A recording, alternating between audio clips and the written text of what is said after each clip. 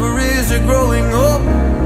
About time I read a book to distract myself from this reality. Oh, it's been a couple years, I feel the same. Guess I'll never really learn this fucking game, but I'm here to play it now.